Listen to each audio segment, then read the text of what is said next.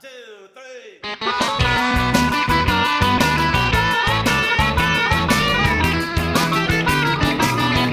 Let's go. I love to see the temple. I'm going there someday to feel the Holy Spirit, to listen and to pray. It is time for another episode of the Cultural Hall. It is a Temple Ticker episode. I've been doing a little thinking about this. I haven't brought this up to Corey K. Ward, the Pharaoh himself. He gets to continue to have the title of the Pharaoh because no temples announced in General Conference. I said that if we announced one in Fillmore, that then he would have to call me the Pharaoh for the next 6 months. With no temples being announced, it's a draw, so you are the Pharaoh. I'm thinking maybe we make like the first... we look at things and go like the first or the last week of every month is always going to be a Temple Ticker episode. And then we just sort of build it in that way, unless we just bought the Nauvoo or the Independence Temple lot or something like that. Unless there's something breaking news, maybe we look in the new year of saying, hey, the last week of every month, we'll do a Temple Ticker episode. And maybe it's going to be super long and maybe it's going to be short or whatever, but that may be how it is. Thoughts? I like it. Yeah. We always do. Always good for a schedule. Yeah. And if Elder Oaks doesn't throw a big old fork in or wrench in the plans of temple announcements, because what he may do, I'm thinking, I'm seeing online, is that there may be a whole, like, we announce temples whenever we want kind of thing. And then that makes every temple announcement sort of breaking news. So that ruins that idea of a planned episode all the time. Yeah. He said that he basically reserved the right to make announcements when and where they're applicable. So it would be cool if, like, an apostle goes to a location, to a state conference, and then right there announces the temple to the people that are actually there. Would be huge. Would be a huge. And I think I was listening to, what was it? I think Mormon Land talking about how the big thing in the 80s and 90s was we waited for the numbers to be released during General Conference, and that was the big thing. How much have we grown over last year? And that was the big focus of General Conference. And then during the Nelson administration, it was what temples are going to be announced, and that was the big thing.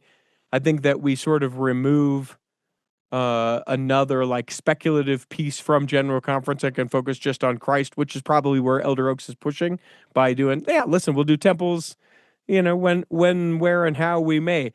The thing is, can apostles announce it and it carries the same weight as a prophet? It's true. I think it does have to, like, traditionally comes from the first presidency. Mm-hmm. So, I mean, he could, travel places, I guess, if he's still healthy or whatever. Someone from the first presidency could do it, But depending who that is. That limits it a bit, depending on, as you indicate, who the first presidency is. But, that could be kind of cool. We had those things where President Nelson spoke to like 40,000 up in Washington or down in Arizona. And he's like, and I declare a temple right here. And everyone The one place he did announce a temple in person was in Ephraim, Utah, in between. That was the only one he announced outside of conference. And I think it was in May after the conference. And that was the whole time when the Manti Temple renovation was coming up. And they, I think, decided on that compromise that we would preserve the Manti Temple unique characteristics by also building an accessible temple in nearby Ephraim. So, yeah. Yeah, so, I mean, something like that, but that, to your point and to my point, that's the profit. If it needs to be President Oaks to be able to do that, he's going to either, one, have to travel a lot, if there's still to be assumed that we're going to try and hit 500 temples by 2030 announced, or two, we're going to have to look at it and go, whether by an apostle or by me, it is the same. Let us... Yeah, an apostle can always do things under the direction of the first presidency. They do that with temple dedications, so I'm sure an announcement could be the same. Yeah, I sort of like that. It seems a little bit more accessible for people, and that we don't have to wait every 6 months, but it throws a wrench in our temple ticker thing being the last week of the month. Yeah, we have to have breaking temple ticker. Anything else around the President Oaks, President Nelson transition? Yeah, I just like to talk about the legacy of President Nelson. So he was president of the church for 7 years and 10 months. And in that time, he announced 200 temples, which we've been hearing on all the news, all the Mhm. podcasts. But what you didn't hear is that at that time there was 100 groundbreakings held as well. Hmm. And it's amazing it's that round of a number. But literally the day he died, a few hours before he died, they had a groundbreaking, which we'll talk about later. Hmm. That was the 100th. And then, as well as 49 temples were dedicated in this almost 8-year period, which Jeez. if he would have lived like 3 more weeks, he could have been 50. So, Yeah. but it is what it is.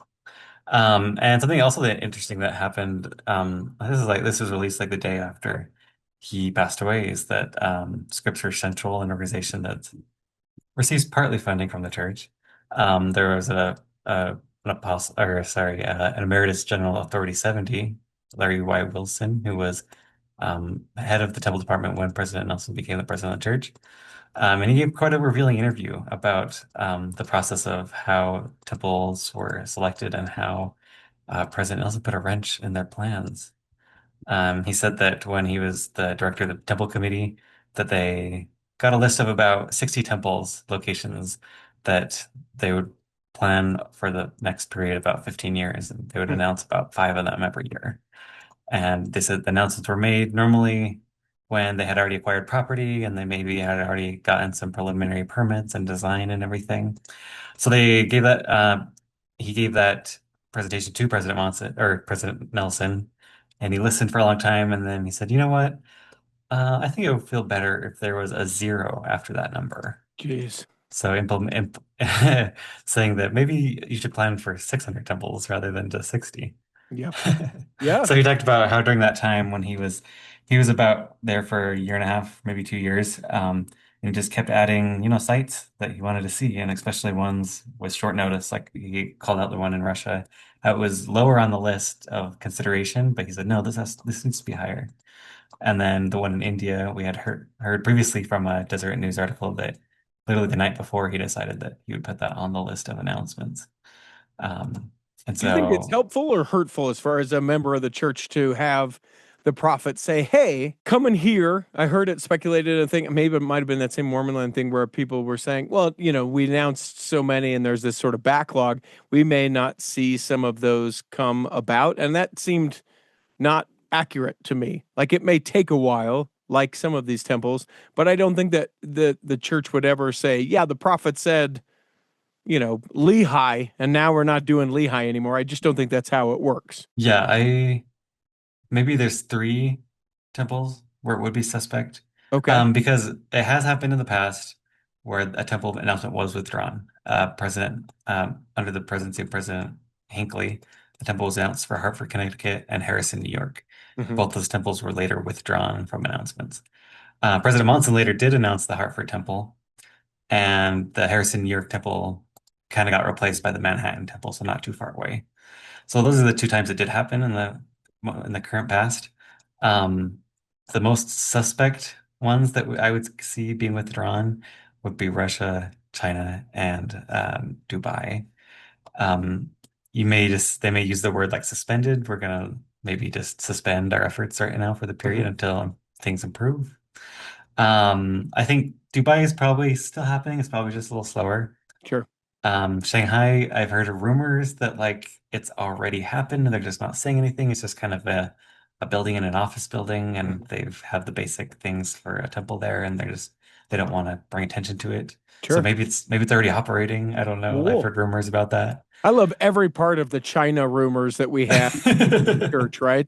Where you get the Yeah, envelope and inside your mission call is another envelope that says call the number and you're serving there, but you're not telling anyone. And it's a secret temple where we all congregate. I'm here for all of it.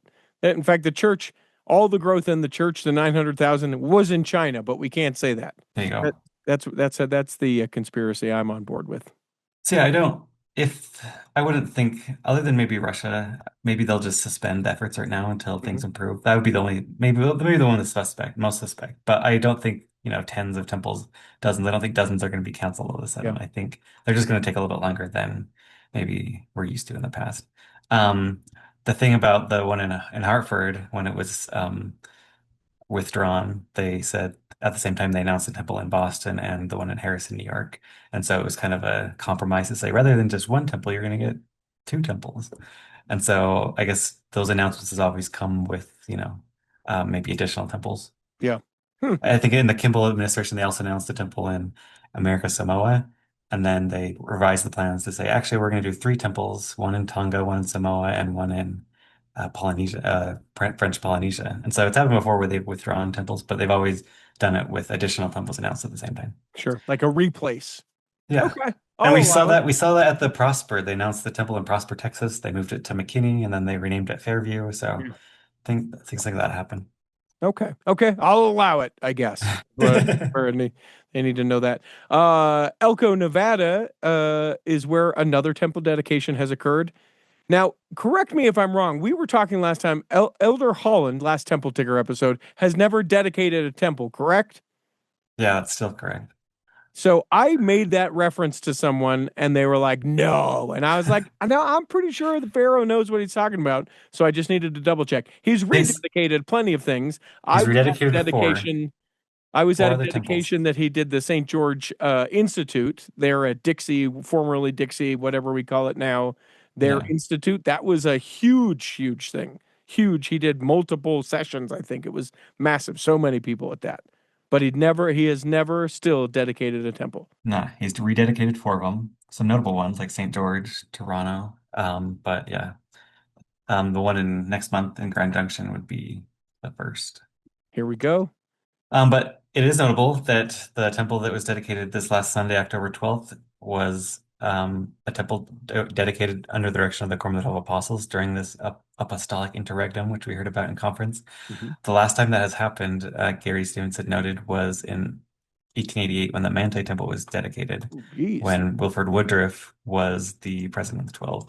And earlier as well, the Nauvoo Temple, of course, was dedicated under the direction of Brigham Young after Joseph Smith had died. And so this is Was only the third murdered, Pharaoh. murdered. Thank you. Okay, martyred. Martyred. Um, so yeah, this is the only the third time in this dispensation the temple has been dedicated under without a prophet. Hmm. Um, and talking about apostolic interregnums, this is also the longest we've ever had since that 1888 one. We're now on this day, October 13th, that we're talking. We're going like on 15 days without a president of the church, which is the longest since Wilford Woodruff. Yeah, I've got a So, camera down above the Hotel Utah, the Joseph Smith Memorial Building, and I keep looking for a different color smoke to come out from the that's what I, I want too. yeah, I haven't seen it. Any speculation as to why it's been longer? Um, I would say it's just scheduling. So between President Monson and President Nelson, it was 12 days, which was the longest it had ever been as well. With Hinckley to Monson, it was only 7.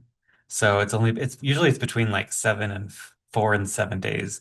But I guess I don't know, I think just with modern communication and scheduling, it just kind of, they want to get the message out that the First Presidency is being reorganized. So if you remember back in 2018, the church had an announcement a few days before saying, hey, this on Tuesday, there's going to be a special announcement from the Salt Lake Temple. Right. And there they announced that Tuesday, because Martin Luther King Day was Monday, that he had been ordained Sunday morning 2 days ago. So we had a president of the church for 2 days and only a few people knew about it. Hmm. But it's important that in this dedicator of prayer for the Elko Temple, President or Gary E. Stevenson still refers to Dallin H. Oaks as the president of the Quorum of the 12. Which So he apparently is. this Sunday, yeah, he is. But that means that Sunday morning he was not ordained Hmm. as the president of the church. Maybe late Sunday night he was ordained, but if that same pattern happened, I guess with Nelson, it didn't happen that Sunday morning. So we're still kind of waiting. Today is a holiday, Columbus Day, technically. So if they wanted to have a press conference tomorrow, I think they would have announced it by now. But because they haven't, um, either just means they're scheduling stuff, or he's just taking extra time to choose his counselor, Yeah. or they say that in order to reorganize the First Presidency, everyone in the Quorum of the 12 has to be unanimous that now is the right time. So if there's any holdouts in the Oh, that quorum, guy? You want that guy? maybe they still have to talk about that. Yeah, maybe they're But coming around. Maybe I there's want you. some. I want you to know that you called it Columbus Day for the people of the Gulf of America. It's Columbus Day for me in the United States of America. It's Indigenous Peoples Day. Pharaoh, why do you have Okay. to be so divisive with I'm your rhetoric? just referring to what the state of Utah in law refers it to as. Yeah, thank Sorry. you. Thank you for being a law-abiding descriptor as far as the day goes. And I'm just teasing, of course. I went the rounds on that with someone earlier today. Why do we But argue? Sport. yeah. But Uh, anyways, the Elko, yeah, so the Elko Nevada temple was dedicated. It has four stakes and the Wendover district applied to it. They note that the district covers half of the state of Nevada, even though it's a very small portion of the population. mhm. The week or so before, they installed a golf net right on the side of the temple, to protect errant golf balls from, um, I guess, hitting people in the parking lot. Initially in July, the Planning Commission denied the request, but just recently in August, they approved it. So right before the dedication, they put up that golf net. Well, I guess what they did, Tony Finau, he was out there golfing. This is a true story. This isn't going to sound like a real story, but I want you to know, real story ahead. Watch out.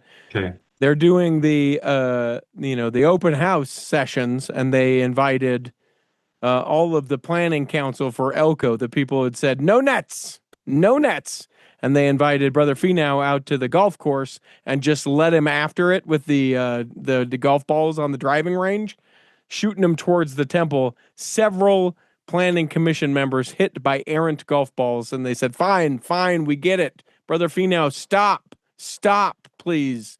We will let you guys have your temple net, which temple net, great name for a Wi-Fi network for the church, or like a secret, thing of temples, the temple net. Just say, throwing it out there. I like it. How high can Yeah. the temple net be? That's the next controversy. I'm looking forward to that. It's higher than the steeple. So if you look at a picture of it. I've got to check that out. By the way, he mentions pictures of it. You can find all of the pictures for each of the things that we're talking about in the show notes. Find those at theculturalhall.com, associated with the episode. Okay, yeah, you're right. It is taller than the temple. Okay. Which takes us what? To Bahia Blanca? Yeah, this just released minutes before we started talking. The media day for the open house, the Bahia Blanca Argentina temple was held. Elder Matthias held, Sister Andres Spanos, and Joaquin Costa was there as well to lead that. So they just barely released those pictures of the interior of the temple. It looks like the design that they went with was to go after the coastal region that it's at. So a lot of the things look like waves, kind of the gray color of the mist of the temple. So a lot of blues, a lot of grays. I really like the designs. And the carpets, it looks like, wavy designs in the windows and everything. So it's looking nice. And that, like you say, just barely announced. So people can check that out. We are, I wouldn't say breaking the news, but that it is just barely come out. People can Half find of it half of the press. hot off the Um, presses. there'll be a dedication on November 23rd by Ulysses Suarez. Which is his like fourth or fifth, right? I believe so. Yeah. Why do we Basic, discount Elder Holland? That's what I want to know. I think he's gotten short shrift. I think he's a kind, nice, he is your grandpa apostle. That's why I'm pushing for him to counterbalance Elder Bednar and President Oaks. I'm telling you, I think it's going to be Elder Holland. It won't be for very long, as we know. His health's not super great, but I think he is the one that's like, come, let me make you feel all right. It's me, Elder Holland. he does First he counselor. has that cryptid prophecy where he talks about talking to President Nelson, and President Nelson told him, when you sit in this seat, you'll understand. And then he told him, I'm not going to sit in this seat. And then he's like, oh, yes, you will. Oh, geez. I don't know if you've seen that from Elder Holland, but he's No. basically saying, Elder President Nelson told me I'd be the prophet. So Well. And then you learn you come to find out that Elder Holland is a descendant of James Strang, and then it starts to go off the rails at that point, right? Great grandson. That's not true. It may be true. I have no idea, but you just start to get the people. You know what? No, he told me. He told right here. I'm the one that's supposed to. Maybe that's why they're taking so long to reorganize the first presidency because Elder Holland's I'm in telling you, objection said it the should be lo- me. He the told me it would be longer me. the longer that it is, I think it's more rife with ideas of people going, yeah, here we go, emeritus apostleship, something like that. All right. Let's should we take a break here and then come back? We'll get into the second half of articles of news. We'll talk, or I'm not of articles of news of the Temple Ticker. We'll talk about the groundbreakings in Lone Mountain and Fairbanks and some other updates and controversies and just a fun story. I like that you parenthesis or quoted fun with one of our stories that's coming up. We'll get to that back in the second half of the Temple Ticker. Let me take just a moment to tell you all about bestdjinutah.com. That is the website where you can learn all about me. Oh, sure, you probably feel like you know me, but you know me in the cultural hall sense. I have a DJ company, now 6 of us strong, great event hosts, MCs, and DJs that can be able to make whatever event you have coming up absolutely spectacular, and hope you will reach out to us. Now you're thinking, well, wait a minute, Richie, I don't live in Utah. Would you travel? Absolutely, I would travel. Would they travel? Absolutely, they would travel. Whatever your event is, doesn't have to be a wedding or a community event. We can do all sorts of things. I can teach you line dancing. I can dance with you. We can do partner dancing. We can do all kinds of things, but we can't do any of it if you don't hit me up. You can go to bestdjinutah.com. You can fill out the form to get more information or get a quote, and then I will get right back to you. Find out why I'm so busy and why sometimes we don't get episodes of the Cultural Hall. It's all because of bestdjinutah.com.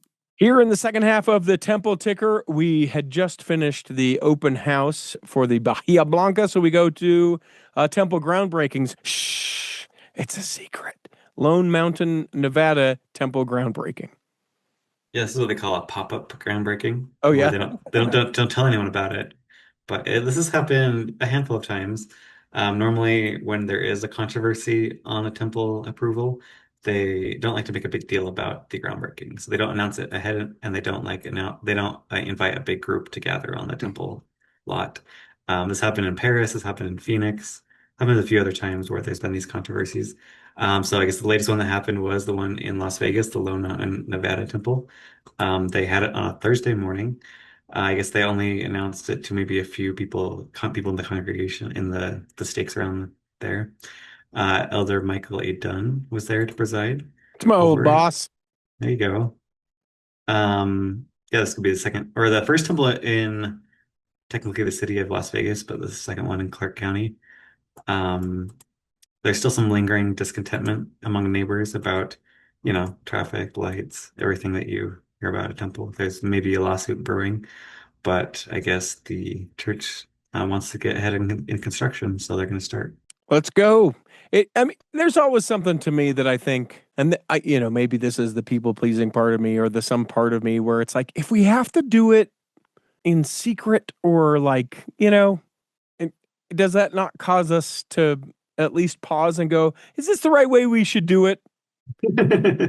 Uh, you know, oh, we got to do it this way. Why? Because we don't want people to be really mad. Well, won't they be really mad once they found out we've done it? Yeah. Okay. Is that not the bigger issue? No, no, no, no. Thursday at 9. We'll see you there. Like, there's some part of that for me that I don't know. Maybe I don't understand the other part of it. At the point that it's legal and we get approved to do it, then I think you go, listen, I know that maybe this isn't what you wanted, but it's legal and we're going to do it, and we'll try and be considerate of the things that you have asked for, but at the end of the day, it's our right to be able to do this. And there's these things where it's the shroud of secrecy or this, you know, whatever that I just go, no, if it weren't a big deal, we wouldn't make it a secret. Okay. Okay. Gonna leave Good me hanging points. on Good that one. points I there. appreciate No, that. I don't have any. One that did happen that was announced that did happen. Like I said, that day that President Monson passed away, the fifth or the 100th temple groundbreaking, the Fairbanks, Alaska temple had a groundbreaking on September 27th. Elder Peter M. Johnson was there in the cold north in his or I guess other people were in puffy jackets. He just had a suit jacket. We're there to make a groundbreaking for this temple. So now we just get to some kind of quick, little bit of things, right?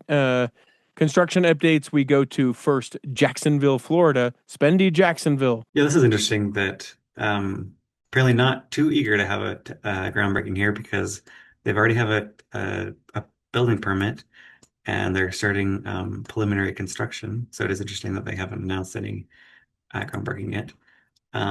But when they issued the permit, the city said, I guess it was revealed that originally this place had been planned to have 60 homes that were planned for the development in this area that will be instead just the temple. Um, there's still some lingering concerns as well about traffic and stuff, but I think Sure. they released that information because they're trying to say, hey, like if this wasn't a temple here, you would have a neighborhood with 60 homes in it that would cause a lot more traffic Yeah. during during the morning and the evening rush hour, whereas the temple is just going to have kind of slow traffic all day and probably not as much as the 60 homes, I would say. Maybe on Saturdays, but other than that, any day of the week, there's not going to be a lot of traffic there. Yeah. What's interesting is that in that permit, they also included some interior renderings of the temple and some drawings of the ground and a rare plan for the floor plan of the temple, so you can kind of see how it's laid out. Normally, you don't get this released to the public a lot. Hmm. So it's But just interesting still to see no how groundbreaking date. still not groundbreaking day. Hmm. Okay. I like it that they even have like a plan of the art, so they have like show where all the pieces of art will be located in the temple. Interesting. It must be a state law, right? There must be Yeah. something that says you guys have to share this with everyone because this is what you have to do. Because I can't imagine the church is just like, yeah, no, we're cool. Share that. I think sometimes if it helps their case, if they want to, there's things that they need to show to the government, then they'll just include it to be safe. And we'll have this art piece here and this art piece here. That, yeah, I've never seen a schematic like that. That's interesting. Anything of note in those, depictions that are coming? Something we haven't seen before, something that would make us go, "Hey, look at that." There's a picture of the first presidency, which will be different when this temple's dedicated. Nope, there won't. It's going to be the same. They're going to use an older You think picture of the so? first president. It's a fair point. That's a fair No, point. some of them are kind of unique, I see. Maybe some of them are just newer that I haven't seen, but Hmm. Hmm. yeah. Okay. But yeah, Uh, this temple's pretty, this is the design that they've been using the most often, the one in Grand Junction, the one in Farmington, the one used around the world. So pretty standard I'll design. allow it. It looks like one of the pictures actually, it's I don't know what room that is. Looking in the bottom left-hand corner. It's confirmation and it's confirmation with two priesthood holders of color. That's a significant picture. Yeah, I've actually seen that photo a lot in the open houses I've gone. They've used that same painting. So, Hmm. but yeah, Just kind of still clicking nice that around though. they're using that. Yeah, awesome. Good to see. Okay, I won't Good keep us touch. distracted. So then we go to Caldwell, Idaho. Yeah, either the church is really behind in announcements or they're just, I don't know, waiting. But yeah, they reported that the local media reported that the church recently purchased 11-acre piece of land, kind of the southern portion of Caldwell. It's kind of right in between Nampa and Caldwell, so that's a pretty good place for a temple if they do confirm that this is for the temple. It's at the intersection of Orchard Avenue and South Florida. So this would be the third temple in the Boise Treasure Valley area. And there's enough saints there to support it. So why not? Let's put it there. Great. That shall be there. Temple right there. I was clicking and reading ahead on the Cleveland, Ohio temple. Come on, let's go. I need to plan my trip. Well, it's interesting. The headline from Cleveland.com, it says New Temple in Independence offers hope amid tragedy for Church of Jesus Christ, Church of Latter-day Saints in Northern Ohio. So, and then there's a picture of the Kirtland Temple. So it's just this this story is kind of crazy. Temple in Independence, but then a picture of Kirtland, but then talking about the Cleveland, Ohio Temple. But isn't the township that It's the true. temple? Yeah, it's independent. If Ohio. you live in Cleveland, you'll understand. But if you're just Right. a member of the church that reads this, you're like, New Temple in Independence, what? Well, it's from cleveland.com, so you would assume that it's at least northeast, Ohio saints that would probably fall upon this, but no sort of date yet. Why? Why? No Come date. on. If you look at the pictures of the construction, they're already starting with the landscape, but for some reason, the top of the temple, the cupola, is taking a long time. It's been several months that the exterior of the temple has been completed, but they still haven't installed the top of that uh, the cupola. They're going to blow Um, minds and they're going to put a Angel Moroni up there. Yeah, you're let's do right. it. You're Let's right. They're do just it. like, come on. As recent as the 10th. Nope, let's go. Yeah, 10th of October. Still no cupola there at the top. What? Come on. Let's go. Yeah, they've got the sign out front. The flowers look good. I'm sure they're still doing work on the inside, so I'm sure it's not finished and they're just doing, but what would they be holding out for?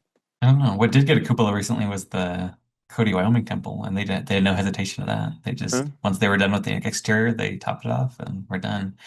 So it's probably just like, a piece of order, an order on back order. Yeah. I don't know. Something like that. President Nelson ordered the fancy cupola on this one, you guys. It's going to be a couple more months. Well, he's not going to see it. He's not going to be able to experience it then. Who ordered the brass cupola? I don't know. Copper? Granite? Yeah, well, it's probably brass. Then Salt Lake Temple. We're finishing it up. We're getting there. We got time. It's gotta, guys, is it gonna be ready? Yeah, the last update before General Conference talked about how they're progressing in the sitting rooms and the bride's room. They put a new chandelier up that looks really unique, something I haven't seen before, but is very applicable to the Salt Lake Temple design. They talk about how the colors of the ceiling rooms coordinate with the size of them. So the green ones are the large ones, the blue ones are the medium ones, and the yellow painted rooms are the small ones, Hmm. which is interesting. And then they're also progressing on the assembly room, which is the top, the very top of the temple where they have a large area. They're kind of just sanding down the floors and finishing the restoration work on the moldings there. And we talked about this a little bit in our articles of news episode that Verlin and I just recorded a few moments before we got together. But the idea that for the longest time, and I love this about Mormon people, that we're like, yeah, that's the Nauvoo bell. I know it is. My grandfather brought the Nauvoo bell here in a handcart. Guys, that's not even our bell. Oh, yeah, yeah, no, we knew. We knew. Here, Presbyterians, take your bell back. Yeah, I don't know how much you got into the history about it, but it just talked about how it was brought to Brigham Young, and he said, I don't know about this. Like, maybe, but it doesn't look like it's the bell. And then it just got put in storage. And then like 50, 60 years later, someone's like, oh, look, a bell. It was just labeled bell. Hmm. It must have been the Nauvoo Temple bell. Sure. And so then they're like, okay, let's put it up in Temple Square and ring it every hour on KSL radio. So here's what I want to know. Where is the Nauvoo bell? Where is the bell that we thought was the bell? Where in the bell is that? Yeah, if you watch the video on it, the historian just says that he thinks it was probably too brittle and was just fell apart Hmm. and was probably discarded. Maybe in the fire, I don't know. But yeah, it looks like it probably got destroyed. And you bring up an interesting point because KSL, the broadcast network for the Church of Jesus Christ of Latter-day Saints, those separate properties, everyone, sure.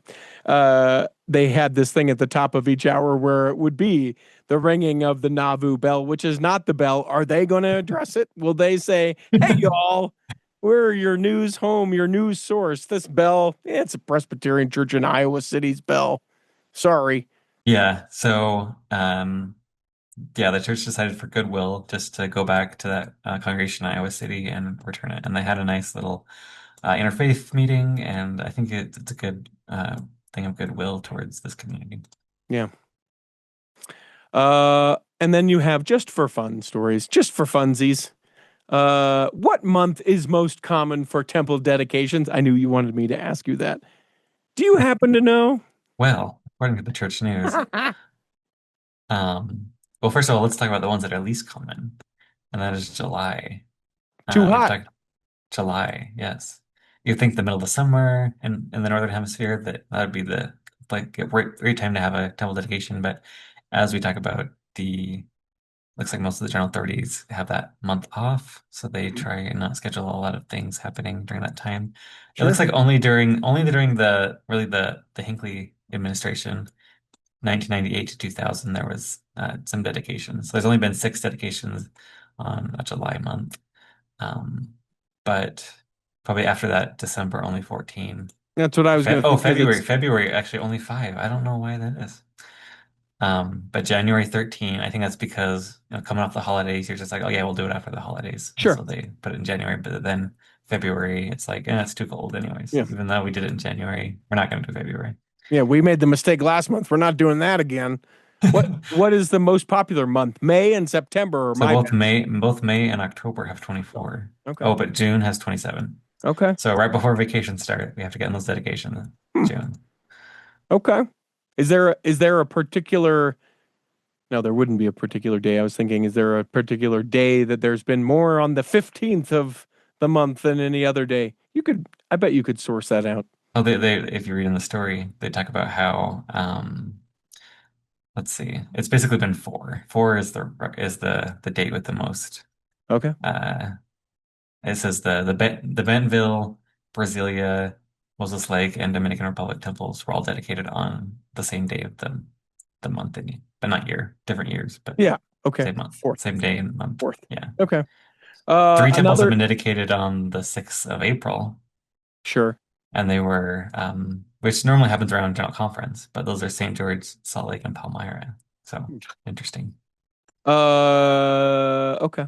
Mini 3D temples. What is this? Yeah, some really nerdy people, engineers at BYU. They have this design competition of like celebrating 100 years at BYU. How are we going to do it? And so they just decided to use a 3D printer to print some microscopic temple designs. So this is they Okay. used the first 150 temples. They did a little 3D mold that you can only see under a microscope, but sure enough, they are there. Cool. Okay. That is fun. That is just for fun, that story. That is just for fun. A mini. Okay. Yep. Did you collect them all? Can you see them without the aid of a microscope? Can you? Probably not. And then the last story, just for fun, the Apostle Prediction Power Rankings. Let's go. Yeah, I know you guys have talked about this. I just want to clarify that this ranking system is based on my subjective opinion. So it's Okay. not, it has that built into it. But I try to just take the raw dates of and ages of past apostles since the year 2000. Basically, look at the current roster of general authorities and then compare how much their age is off from the average age that they've been called, which the average age is 60.6, Mm-hmm. 61.6. Mm-hmm. And so just basically, I gave them a higher score if they're closest to that age. I gave them a higher score if they've been in the 70 the longest. And I give them a higher score if they're a presiding bishop or in the presidency of the 70. Okay. And just a very slight thing on the scale for if they're not from the US or they're not white. Okay. Okay. Which is Okay. something it seems like President Nelson seemed to emphasize in his three comments. So, Yeah. So you have Elder Cossé as your number one, Elder Dubé as your number two, and Elder Duncan as your number three. but then I noted that I put a red on their age if they are older than Elder Cook or younger than Elder Bednar when they were called. Those are like the outliers. Those are Hmm. the oldest and the youngest of these past 25 years. Okay. Okay. So even though Ringwood and Nash are, number five or 4 and 5 in the rankings, Uh-huh. they're older than Elder Cook. So it kind of seems like unless that's in the cards, that it's unlikely. Yeah, unlikely because they're that older, but you still left them in their place. Here's the thing. I haven't mentioned this name before, but I feel like once we call whoever this new apostle is, I'm gonna start championing the cause for where did the name go? I just rolled past it. For George Klebengat. Elder Klebengat. I would love to see everyone try and pronounce Jörg Klebengat as the new apostle. That would do my heart so good to see Yes. Intermountain West try and say Jörg Klebengat, apostle of the Church of Jesus Christ of Latter-day Saints. So I'm not He's calling him out for this time, but I am saying for the at the passing of the next apostle or prophet, he's a young enough guy. I'm pulling for Jörg Klebengat. We can get our second German in Mm-hmm. the Quorum of the 12. Well, So knowing that he's German, that may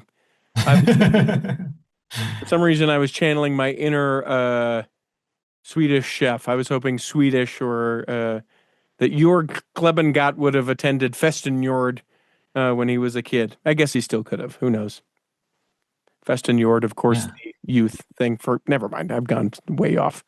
Any other picks for you? You're saying Kasse Dubé or Duncan, or are you gonna? Or you do have a dark horse?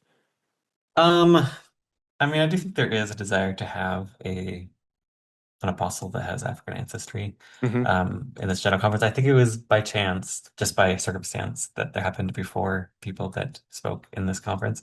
I think it was just how scheduling turned out. They kind of on a predictable basis give the 70s a slot general conference. Hmm.